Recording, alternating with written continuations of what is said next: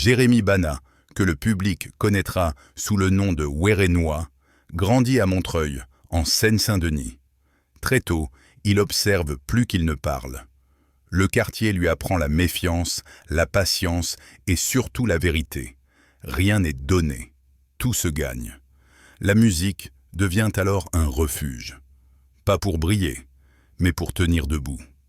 Dans l'ombre, Werenoi écrit.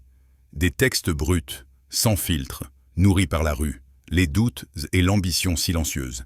Il rappe comme on se confie, avec pudeur, loin des projecteurs. Pendant longtemps, il reste discret, presque invisible, convaincu que seules les paroles comptent. Mandenland. En 2021, tout bascule avec Guadalajara. Le morceau circule, touche, marque. Sans stratégie tapageuse, Werenoi s'impose par la sincérité. En 2022, son projet Telegram confirme ce que beaucoup pressentaient, une voix nouvelle, grave, authentique. Ces mots parlent de survie, de loyauté, de réussite sans trahison.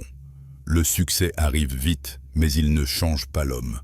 En 2023, son album Carré devient le plus vendu en France.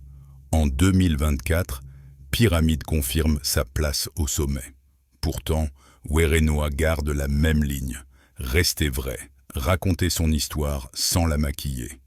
Sur scène, il rappe pour ceux qui se reconnaissent dans ses silences autant que dans ses punchlines. En mai 2025, à seulement 31 ans, Werenoi s'éteint brutalement. Le choc est immense, mais sa voix, elle, reste. Dans ses morceaux, il a laissé plus que des succès, un témoignage. Celui d'un homme qui a prouvé qu'on peut venir de loin, réussir fort et ne jamais trahir d'où l'on vient.